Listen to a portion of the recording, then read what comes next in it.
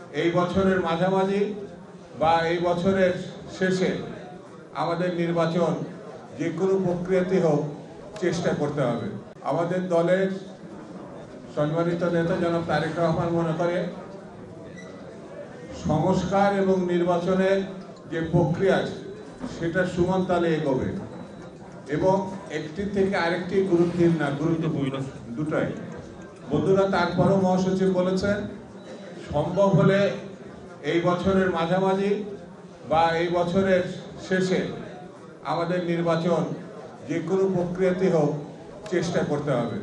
আমি নির্বাচন সংস্থা যেটা আমাদের সিইসি সাহেব বলেছেন তিনি ডিসেম্বরের মধ্যেই যাতে নির্বাচন করা সম্ভব হয় সেটি তিনি চেষ্টা করবেন। আমরা মনে করি সিইসি সাহেবের এই কথা অত্যন্ত গুরুত্বপূর্ণ। বিএনপি মনে করে তার যে প্রক্রিয়া সেই প্রক্রিয়ার সঙ্গে বিএনপি এবং বাংলাদেশের সকল রাজনৈতিক দল থাকবে।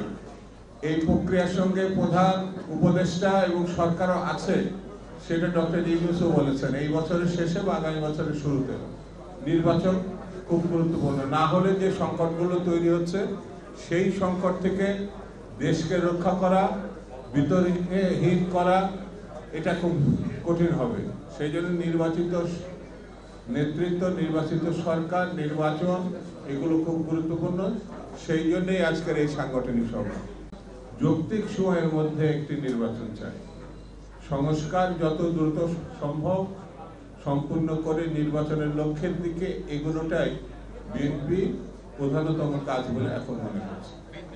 ছোট ভাইরা আছে এই সরকারে, আমাদের সন্তান তুল্য, তারা একটা গণ অভ্যুত্থানের সঙ্গে সম্পৃক্ত ছিল, নেতৃত্ব দিয়েছে। আমি মনে করি যে এই সময় ভুল বোঝাবুঝির কোনো অবকাশ নেই। তারা যেভাবে এগোতে চাচ্ছে সেটি যাতে গণতন্ত্রের পথে এগোয়, অর্থাৎ নির্বাচনের প্রক্রিয়ার দিকে এগোয়, তাহলে বাজার স্থিতিশীল হবে, আইন শৃঙ্খলা পরিস্থিতি স্বাভাবিক হবে এবং ষড়যন্ত্রকারীদেরকে রোখা সম্ভব হবে। সেই জন্য এখন জাতীয় ঐক্যটা খুব গুরুত্বপূর্ণ।